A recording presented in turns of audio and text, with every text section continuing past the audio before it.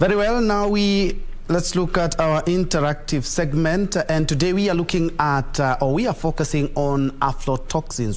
What exactly are they? How do they affect humans? Which are the most affected plants or crops? So, well, we have an expert in the house who happens to be an aflatoxin expert who has also consulted for UNIDO.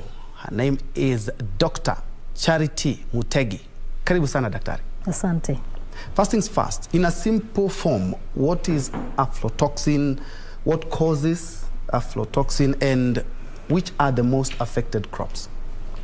Thank you. Now, aflatoxins, in simple terms, is basically a poison that is produced by a certain type of mold, or if you may, a certain type of fungus. The very common species that produces aflatoxins are two that we refer to as Aspergillus flavus and Aspergillus parasiticus. Now, the poison, unfortunately, you cannot see it, you cannot smell it, it's just not visible. It's colorless and odorless. It's colorless, it's odorless, and that is where the danger begins.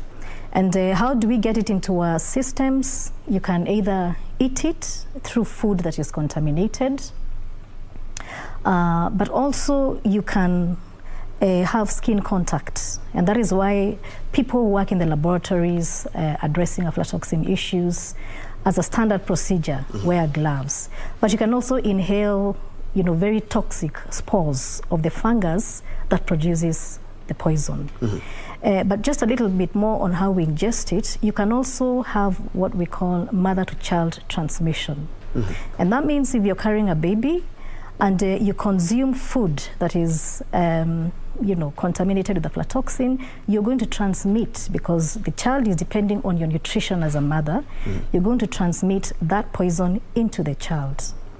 As well as after the child is born, during breastfeeding, the poison can move from the mother's milk to the child through the breast milk, as well as weaning foods, the foods that we give our children. If they're contaminated, the child will also get exposure to aflatoxins. And that is why we say the first 1,000 days of the development of a child are very critical, because some of the impacts of poisoning are long-term. You ask what foods are contaminated. The common ones, and which is critical also for Kenya, is maize, because that is our staple. It's also very common in nuts, groundnuts, pistachio nuts. Pistachios are not grown in Kenya, but largely the groundnuts. In dried spices, in chilies, but also products and byproducts of these foods. So animal feed is a major culprit of contamination. We do have products, peanut butter, maize flour, milk as well. Milk? Yes. So for example, if a cow is eating contaminated food, which is very common here, the cow will ingest the toxin and pass it into the milk, and we also get it through consuming the milk. Yeah. And it's a good thing that you've mentioned spices, groundnuts, macadamias. There are plants that, when we hear aflatoxins, we only imagine of things like maize. How does it affect things like macadamia, spices, herbs, as you've mentioned? Yeah, we have paid a lot of attention to maize. I mean, because it's our key staple.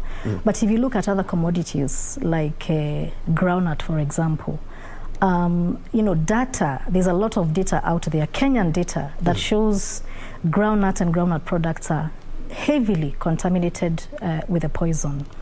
Macadamia, we do not have very high levels like you would find in maize and groundnut, and probably that is because of the nature of the nut. It has a very hard shell that would protect it. It's the avenue for the fungus that produces aflatoxin to get in is sort of blockaded by that hard shell. So you don't find as much contamination compared to other commodities like groundnut, for example. In spices and herbs, fresh herbs do not have that amount of the aflatoxins, but when you take them through the drying process, if you do not dry them appropriately, then we have high levels of contamination. And that is why you find find countries like India that consume a lot of spices and pepper are very keen to understand the levels in those commodities. Yeah. And now, what levels are considered dangerous, and how can we manage aflatoxins? Okay, so let me start by saying this. There is no safe level for the poison. Any level of toxin in your food should worry you and myself, and anybody who's eating, really. But then, and I'll explain this a little bit, the aspects around temperature, humidity, and environment play a significant role in terms of contamination. Now, where most of Africa, including Kenya, is placed, even when you have all the mitigation measures in place, it is highly likely that you cannot get 0 parts per billion. The parts per billion is a measure that we use, you know, to determine the threshold of the poison.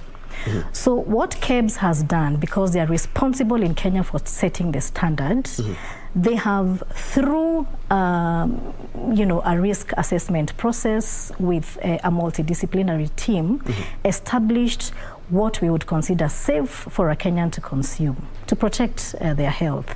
And that, according to the Kenya Bureau of Standards, is 10 parts per billion of total aflatoxins and 5 parts per billion of what we call aflatoxin B1, because aflatoxin B1 is very potent in terms of toxicity.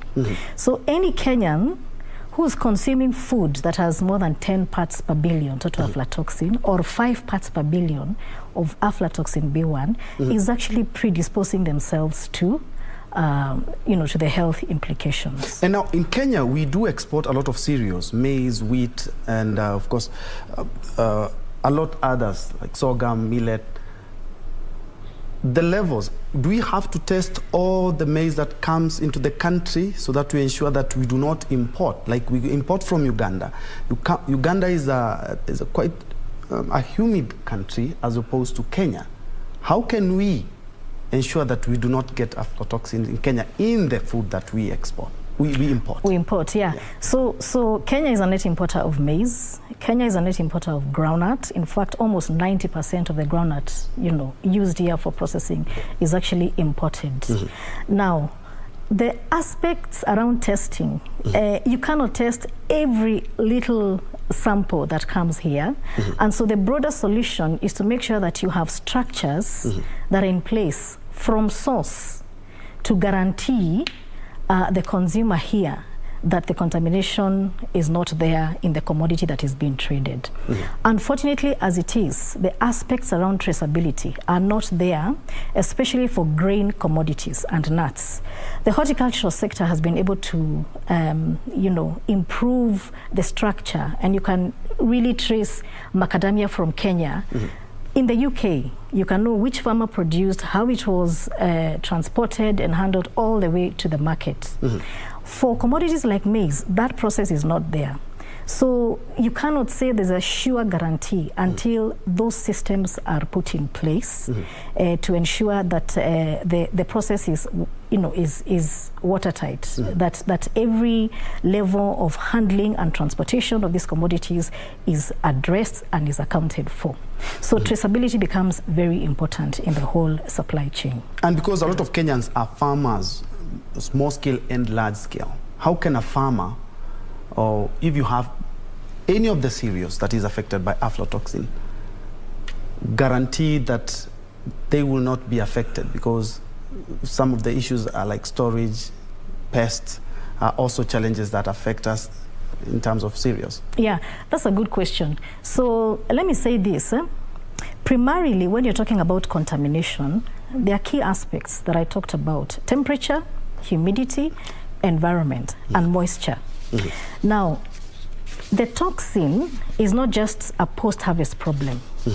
For the farmer needs to understand that that problem can start pre-harvest when the crop is growing.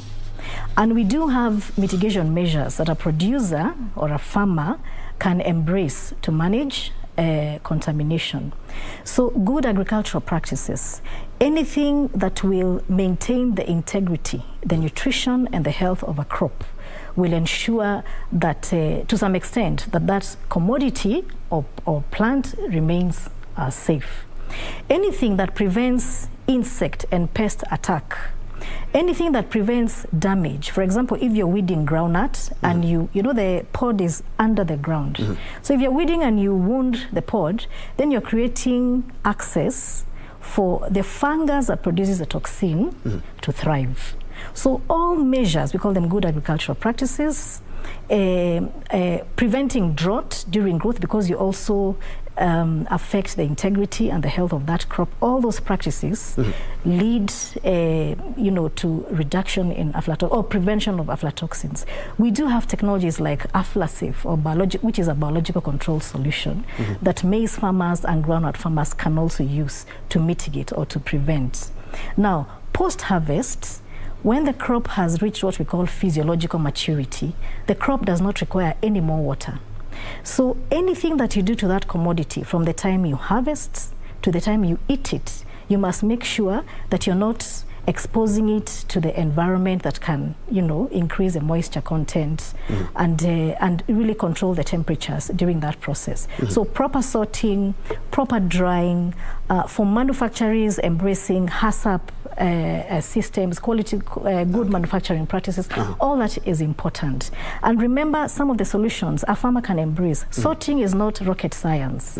Drying and making sure that the produce, whether it is maize, whether it is groundnuts, does not come into contact with the soil, and simple techniques that farmers can embrace. Okay, thank you, Dr. Unfortunately, we are out of time, but thank you so much for that insight. I'm quite sure a lot of Kenyans have benefited from that. I have been speaking to Dr. Charity Mutegi, who is an aflatoxin expert there, shedding light on how we can prevent ourselves from getting this deadly